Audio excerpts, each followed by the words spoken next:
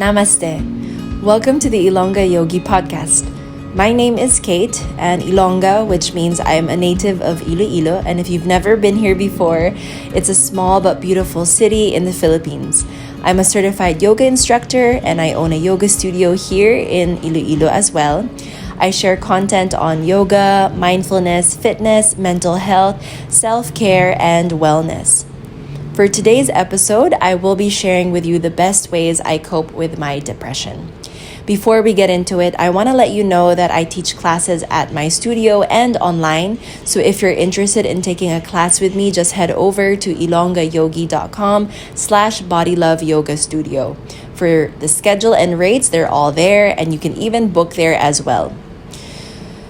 It's been a long journey of living with depression and fighting it, taking meds, therapy, understanding it, and then eventually coming to a point where I've learned to accept it. I'm at this place now where I have tried and tested many different things that I know I need to, because it helps keep me okay. Just helps me get by every day. Although I'm going to share these tools that are more like actions, a lot also comes from this changed mindset I now have that helps me the most in getting by despite my depression. My hope is that you take what resonates with you the most from this episode and that it also changes your life for the better. So I wanted to come in here and talk to you first before I get into what these tools are. It took me a while to decide whether I should push through with this topic because I feel like I've talked about these things a lot, and I don't want to be like a broken record. and for sure, sure enough, the first few things that I will talk about here are already tools that you hear me say a lot, that I do, and it's just that I believe in those first few things, the first tools that I will talk about. I believe in them so much because it has worked. It has stood the test of time. Like, imagine 15 years of going through this, and they all truly have helped me.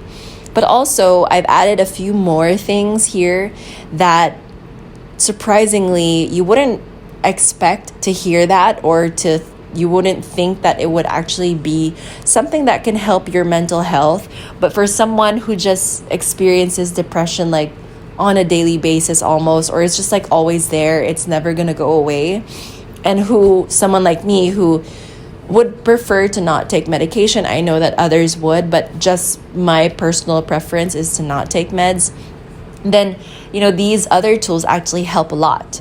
So this is all coming from my experience, and there's nothing like there's no research that backs this up, at least none that I know of, but these are all like based on my experience. And so that's why, especially in the past few months, and seeing like how much my life has changed since the pandemic started, this definitely pushed me to go through with this episode. I mean, that's why we're all here now, right? And that you're listening to it, hopefully, because this has shown me that, yes, these tools, I think I need to share. I think that many people could really benefit from that right now, because a lot is going on in the world and a lot is going on in our lives. We're living through so many different things that are very stressful, and so hopefully these little tips I give can help you out in some way, or help a friend of yours out. So yeah, I guess I can now start and talk about these tools that I always keep saying and repeating anyway. So the first one is my routine. So routine is everything to me. I swear by it, because no matter how chaotic everything gets, for example, during the holidays when I had family over, of course, you will get thrown off a bit, off of your routine and all. But because I had like just main important things that I wanted to hold on to, that kind of helped me get through it. Maybe I did have a lot of breakdowns, but I probably would have had more if I didn't have that routine. So that routine is everything to me. And I needed to convince my body, my mind, that everything is okay, no matter how not okay things are. And just like during the pandemic, I just right away switched gears and created a routine for myself at home, knowing that, we couldn't go out or do anything or be with anyone. So routine is everything to me, and it has evolved through the years. And mainly now it serves as this pathway. It's more of just like a pathway that helps me know what's ahead, knows what to expect, and it kind of motivates me and to show up day by day as well. So there's that. That routine has just been there. It's no longer something that I pressure myself to stick to, because I know that also causes stress, especially because there are times when unexpected things happen, and you have to change plans, or suddenly you don't feel good, your energy's off, so you have to maybe take a break or maybe do something else. So that happens a lot. And so learning how to be flexible when it comes to those times has also helped me a lot, and being okay with it, being okay with every day being different, so that has been helpful. And these routines have helped me understand myself and my patterns a little better. So it definitely helps me push myself, especially on days when I feel very sluggish. And because I know that I've done this for years, I know when to not succumb to that feeling, but also I know when maybe it's okay to kind of be lazy in a good way, to kind of chill and relax a little bit. So for sure, like a year ago, I would have not known how to distinguish both. But now, after all these years, I kind of know what my body needs and what's the best for myself. So that feels really good. And I definitely feel like, because I've done this routine for so many years, I have this like awareness, or this awareness of myself and what works and what doesn't. So a lot has gone into it, a lot of frustration in the past, like disappointment, lots and lots of tears, but it has also helped me stick to what I know works for me, stick to this path, and feel good about myself, like feel healthy, feel like I'm recharging myself when I need to, feel like I am taking care of myself. So that's number one, routine. So the second one is walking outside, outdoor walk, especially in the sun or just like during daylight time. Now, I only started doing this more frequently when I moved into my mom's house this year. And so before, this wasn't really part of my routine because I couldn't really do that. I would only do it some days. And I remember before really wanting to do this, but because I used to, and I still do, live in a building and it like within a busy part of the city, so there's not really like a sidewalk or a place to walk, especially with my dogs, even though I know that they need that. Now I feel good that I'm able to do it. So I've realized that this is something that helps me. Just walking outside and having the sun hit your skin is just so healing. And usually I use this time to listen to a podcast while I'm walking the dogs. So it just feels really good. I always feel like lazy doing it beforehand. And then like when I kind of get over that, I remind myself that, wow, that feels good. So usually like right after my workout, and you know, we make our way home. Sometimes we have a lot of deliveries. I have juice deliveries.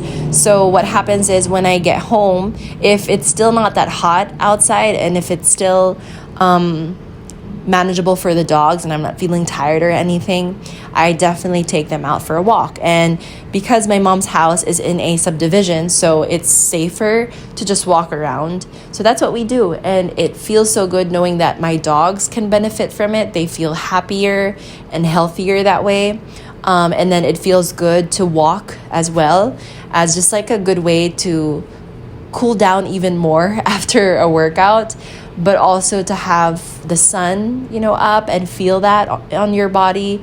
And then to listen to a podcast that kind of stimulates the mind and helps me learn a lot of new things. And usually I listen to either news or to a self-help kind of podcast or anything that is about wellness, so it feels so good. And I used to walk like when I was in the States, but because I'm not there, I'm here. I'm glad that I can do this again. So yeah, if you haven't tried that, I highly recommend that you do it. And it's a great way, especially if you have a pet. So there, outdoor walks in the sun. The next thing is my slower mornings. So I have definitely worked on trying to wake up earlier, because before the pandemic, I would always wake up at 4. And back then, I wasn't living with anyone. I was pretty much alone. So it was kind of easier to wake up early, and then I would head up to the studio and practice yoga, because I used to live in the same building as the studio. Excuse me. And then now I live in my mom's house, but I live with my boyfriend. And so it's kind of different. And during the pandemic, of course, I lost that ability to wake up at 4.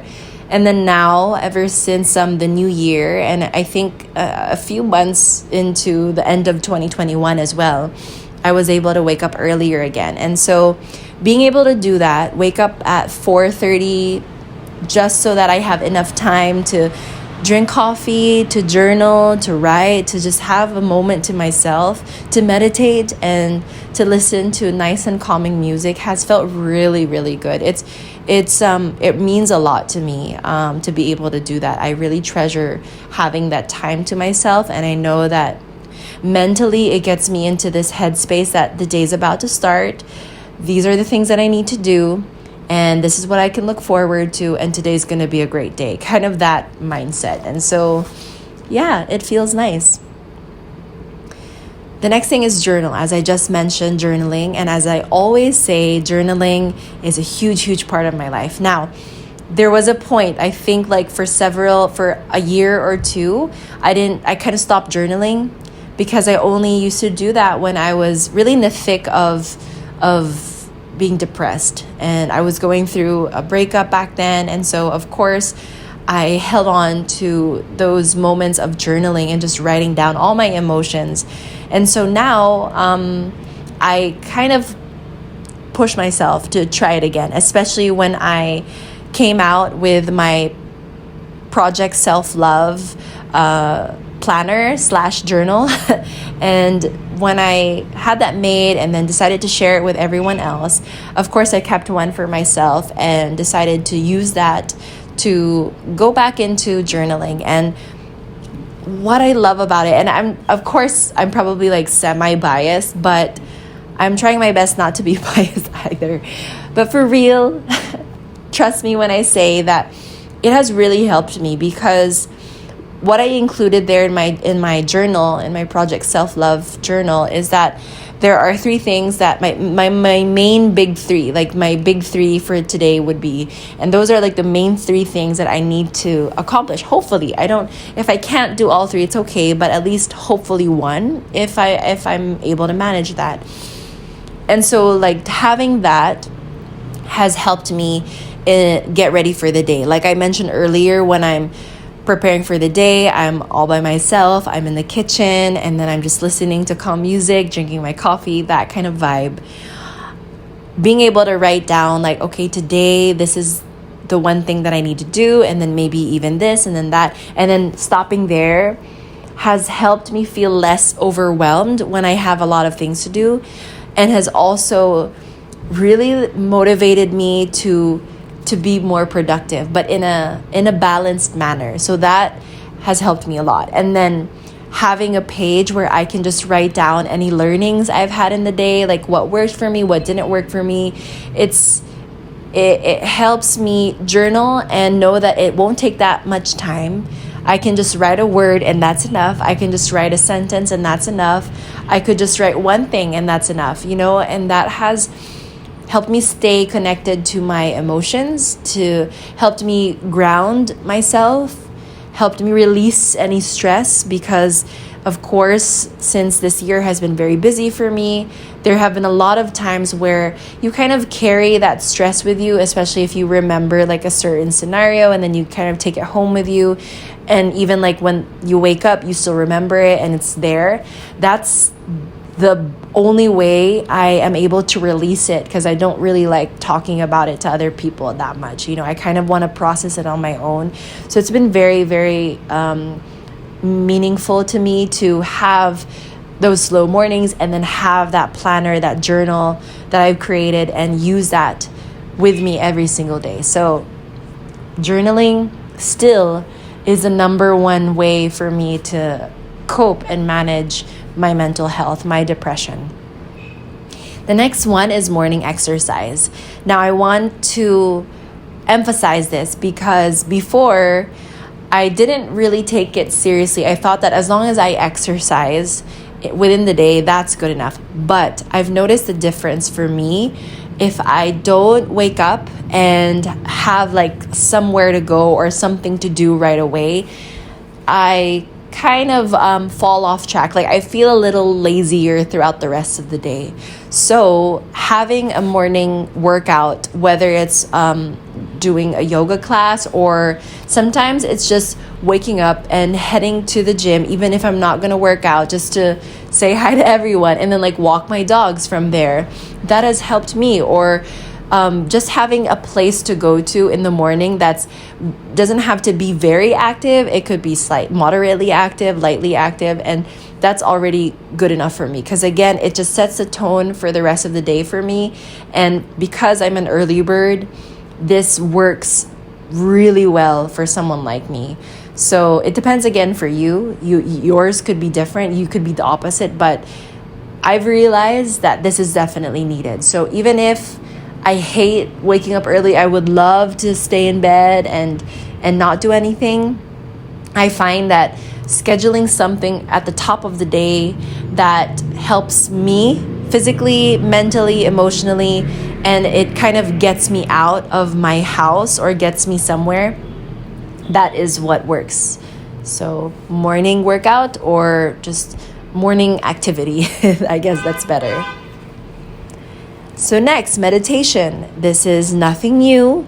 Of course, you know that I meditate, and yes, I meditate daily. And it has changed through the years. Sometimes I remember when it's kind of ironic, but at the beginning of my journey, when I started meditating, I remember I could meditate for like 30 minutes, sometimes longer. And it was because I was going through a lot. And so I needed to sit and for that long and then just understand what's going on with everything, So I don't know how I could do it back then, but now I kind of break it into pieces. So for sure, when I wake up, I try to meditate. And sometimes that's going to be less than 10 minutes because we have to get to class by 6 a.m. And so it's kind of tricky. I'm just a person. I'm just a human being. So I don't have the luxury of spending like 30 minutes to meditate in the morning.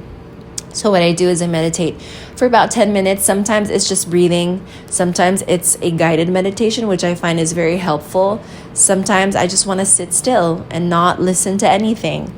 And then midday or mid-morning, after coming home from my workout, after walking the dogs, having my breakfast, and before I start to work, I practice yoga. And my yoga practice has gotten really shorter because, again, I want to focus more on just being present rather than like what poses I do. That's no longer a big deal to me. So right after that practice, I usually I meditate, and most of the time I also will practice yoga nidra. So in a way, it's kind of like a quick nap before I head over to work, before I get things done for the rest of the day. So that has been very helpful for me. Yoga nidra, but also meditating mid-morning has been really helpful. When I'm really stressed, sometimes I will squeeze in another meditation practice later in the day, especially if I've had a lot of work to do and then I need to shift gears and prepare for a class, that's a good way for me to cleanse myself a little bit, like clear my mind and relax my body so I'm ready for class. And then sometimes even right before bed, but it's kind of hard for me to meditate before bed because 99% of the time I will fall asleep. I am always like very sleepy very early in the evening because I am a grandma. And so it's hard for me to meditate at night because for sure I will sleep. So, but there have been times when I push and force myself to meditate at night just to release the day, again, if it was very heavy or very stressful. So meditation, just like journaling, I know how different, and just like everything else that I've mentioned, actually, I know the difference, like how it feels when I don't meditate, and I don't like that feeling. And so if you're someone who meditates, you probably understand me, that you just don't feel good. You don't feel like yourself, like things are haywire. And so you know the feeling when you're not meditating. And so it's like, because of that gets me to meditate every single day now, no matter how short or how long it is, no matter what style, what I do, as long as I find time to sit still and breathe and be aware of my body and my surroundings, that's good enough for me. And I need that to get through. Okay, so I think we're like halfway through. So the next one is taking a day or two off, just being at home. So I love being at home. I'm a homebody. I would rather just be at home on the couch in bed doing nothing. That is the dream, the goal in life for me. So I love spending time at home, and I have realized, I've come to learn that I need to set a day or two at home and have nothing else. I need that day because it makes such a huge difference. I need my body to relax and recover, and that's how I recover. I recover by doing nothing at all. I recharge by just being in bed on the sofa. And before, I used to hate that. Like, I used to fight that part of me. But now I've realized that no, actually, I need that because I can see how it impacts the days after. Whenever I've taken that break and whenever I've rested for a while, it feels really good. Mentally, physically, emotionally, I just feel like I'm ready to show up in anything that I'm about to do. So because of that, I have learned that this is a good thing. And if my body is feeling like heavy, lethargic, and just tired, then I need to give my body that rest that it needs.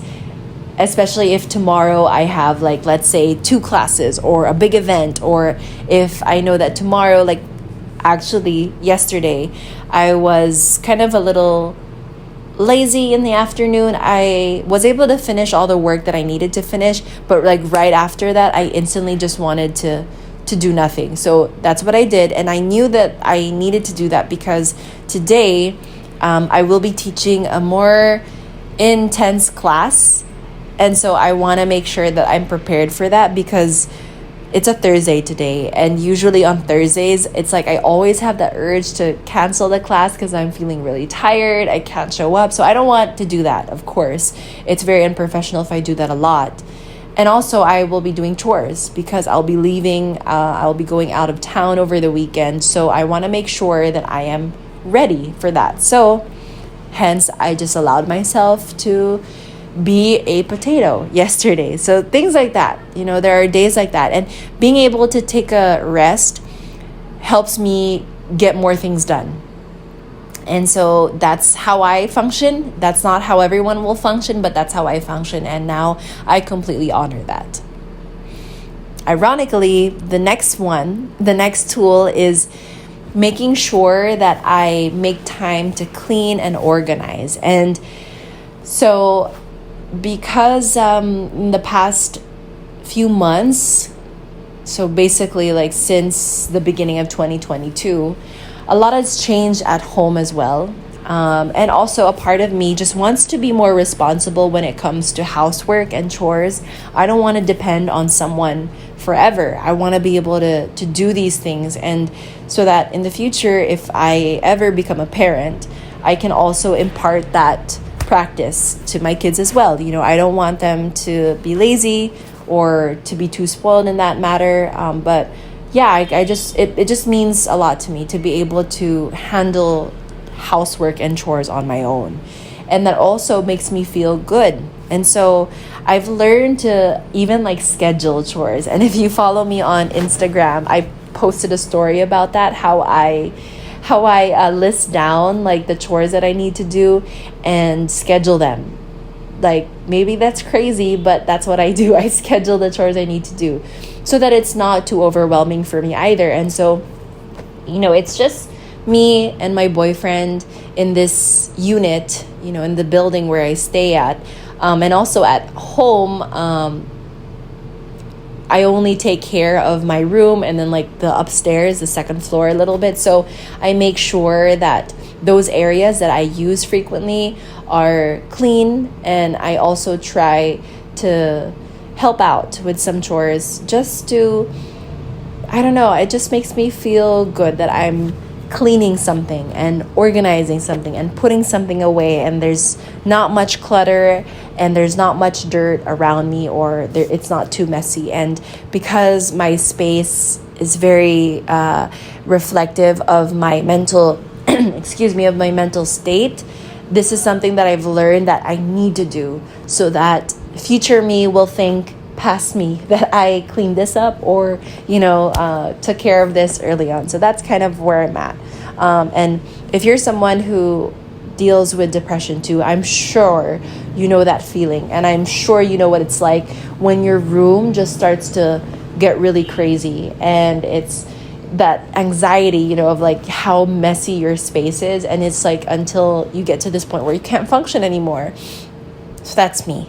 Sometimes that happens to me. Everything just piles up. And so I want to make sure that I don't let that happen while I'm in a good state.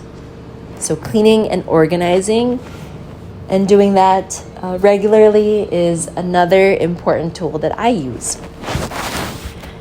Now, the way I eat, because I am an emotional eater, and it's kind of funny because this morning I looked back on previous pages in my journal, the journal that I talked about, my Project Self-Care journal, and I saw that in January I wrote down that one of my goals is to understand why I'm an emotional eater and to hopefully manage that. And this is why making sure that through the week, during the weekdays, I must eat just in a well-balanced manner. I'm not someone who's strict on my diet anymore. I don't want to be that person anymore because it's too much. It's too stressful. I want to enjoy the food I eat, but also there needs to be just a sense of discipline in some areas. I don't want to be too restrictive because that's miserable for me, but I need to also be mindful of what I eat and make sure that what I eat is going to help me perform better, whether it's for a workout or just for work or just to be able to show up in class. Whatever the purpose is, I want to honor that purpose and make sure that I'm eating mindfully as much as possible. And then on some days, I allow myself to indulge and to be okay with that. So that has helped me a lot because honestly, when you're in control of your food and you know that the way you're eating is good for you and you're not always indulging yourself and just telling yourself that it's okay, I'll just exercise tomorrow. That kind of way of thinking was me before, and I know that doesn't work because you just say it again and again. It's just a cycle, and you just repeat that habit every single day until you're indulging every day. And so I've learned that I cannot do that because it just affects my mental health. So taking care of the food I eat and making sure that the food I eat takes care of me has helped my mental health as well. So now these last 4 tools are something that you don't really expect, I guess. Number 1 of these 4, not number 1 of this whole list. Anyway, I know you know that. Calendar blocking. Yeah, calendar blocking for my work schedule. So you guys know how much I struggled for the past few years, especially since the pandemic. I really struggled with my work and my productivity. I was beating myself up for that because I just felt like a lazy, useless potato. That's how I felt. And now I'm so I'm just so happy that I found a method that works for me. And my goodness, I only found it now, right? Like at 30, this is the only time that I've found my rhythm when it comes to work, because I've tried so hard to follow what everyone else does. I've tried so hard to be what everyone else is, to be this, to follow that same work ethic and to work hard and all these things and like push yourself to burnout. And it's only now that I've realized that that's not how I work. And I wish I kind of knew that earlier on, but it's okay, because it's a journey, as we always say, as I always repeat. So I'm just happy that I found this method. And I found these like on YouTube, on TikTok, and it took me a while to understand and to find like what kind of way of blocking my calendar works for me. So ever since I've categorize like each day of the week to a specific type of work, and then only working for a maximum of, for example, 4 hours, or to a point where if I start to get a migraine, that's my signal that you should stop working, because it's not going to be pleasant anymore. And I know that not everyone, probably only a few people can actually be able to do that, right? To work at their own time, to work only for like 3 hours max or less, right? So I know that's a very privileged thing to say, but it just has worked for me so much. And I just hope that if you're someone who struggles with your work and your productivity and your mental health, that hopefully you find a workaround, like you are able to do something similar to this, wherein you block your calendar based on your schedule, what works for you, and that it helps with your just mental health, because this has been the number one thing that has changed, that kind of like rippled out and changed my whole state of mind and my whole well-being, honestly, because that really stressed me out before. So being able to find a work schedule and a routine when it comes to the things I need to get done, this has been a life changer. So yeah, blocking my schedule, blocking my calendar, and only focusing on one specific task per day, not overwhelming myself, letting go of tasks that I can't finish, instead of hyper fixating on it and being too much of a perfectionist and then procrastinating in the end. Like, I've let all of that go, and I only tell myself that, okay, today, if you aren't feeling it, you just have to work for an hour, and then we'll see from there. Or just work for 30 minutes and then take a quick break and then work again and see how you feel from there. So that has been like the final puzzle piece, and then very satisfying. Like, I'm very glad that I found that and that it helps.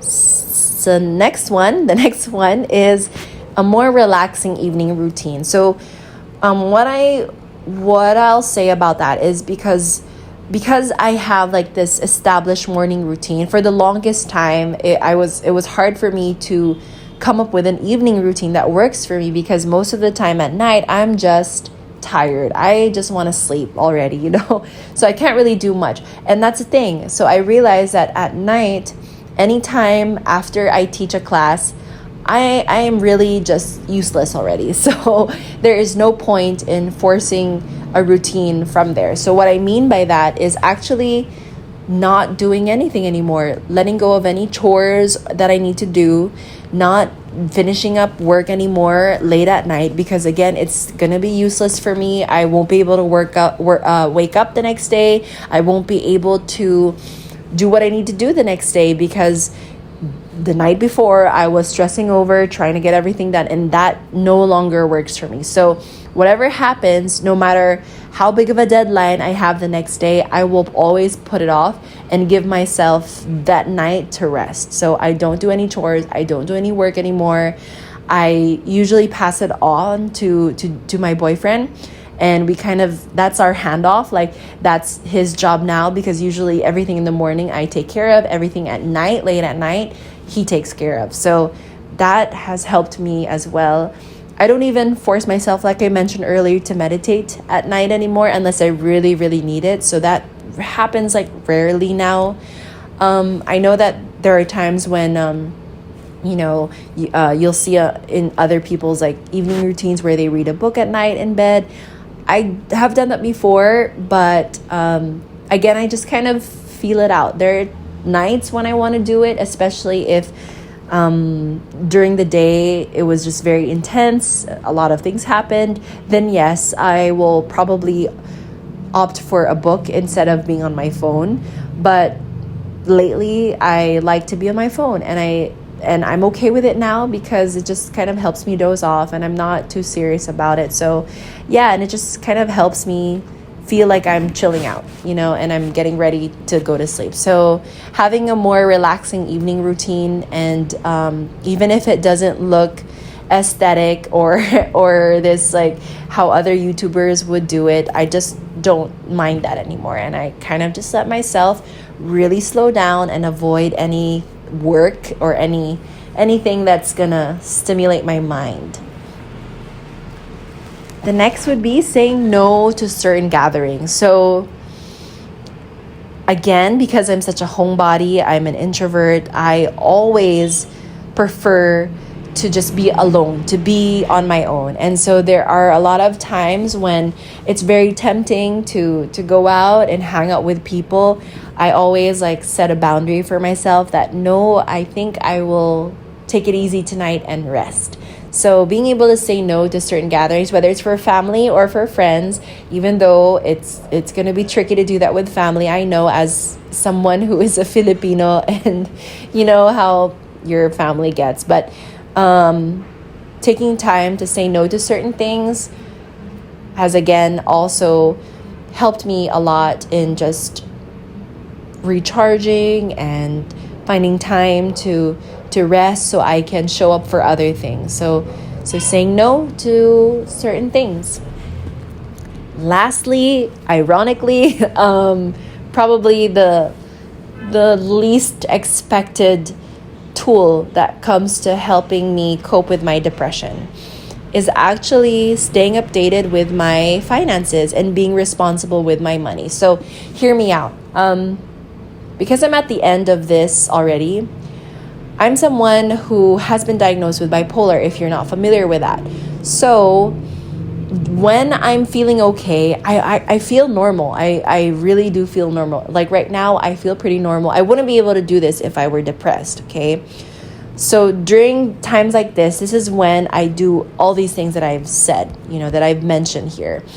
And then when I am feeling depressed, that's when I lean towards the other tools that don't require that much energy, but I know can help me, right? And so these are things that I do to kind of lessen the impact of an episode. So hopefully that makes sense, because I've been talking and probably you're thinking how the heck am I able to even do this when I'm depressed? And that's why I really need to say that, is that I do these things, and especially the things that are very active, and that's when I do that when I'm in a stable place.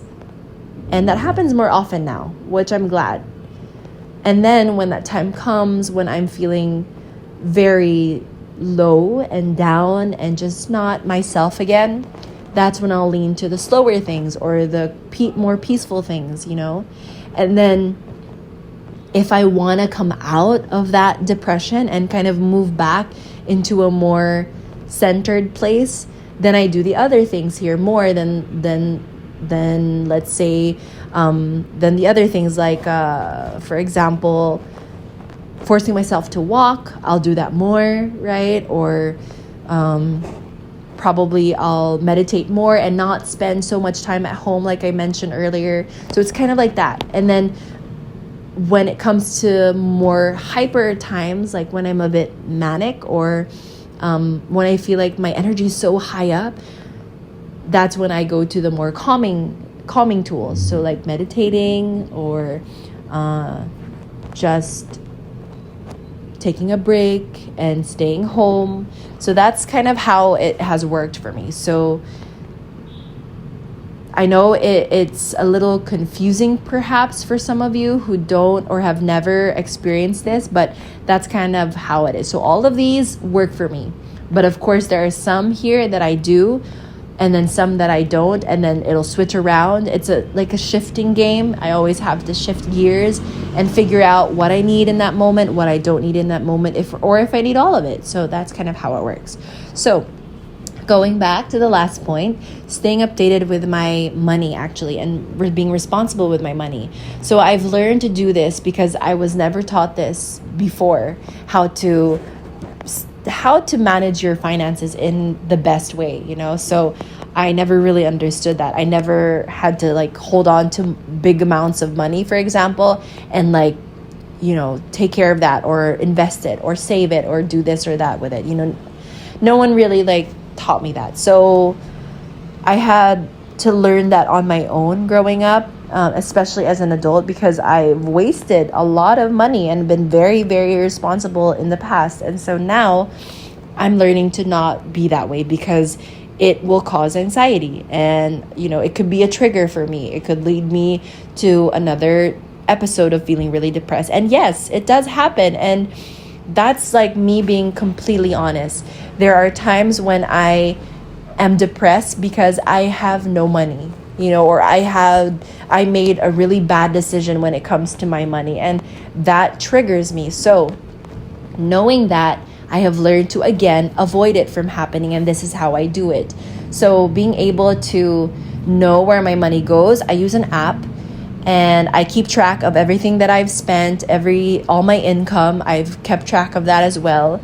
And then being able to have my mom on board as well, keeping track of our finances and kind of sharing with her what's going on with the money and all. That has also helped keep me accountable for all the money that I'm holding on to, or that I'm trying to manage. And that gives me like the sense, like it's a huge confidence boost, because I feel like, wow, I can actually handle money, and I'm actually not as bad as I thought I was, and I can be responsible with it, and I am ready to take care of savings and invest and do this and that. So it feels really good to be able to do that for myself, especially when back in 2020 I was just starting out with this, and it wasn't easy for me. It was really a struggle, and I thought that I couldn't keep up with it. I was kind of worried, but I am learning that I am able to do it. I am capable of handling it. So that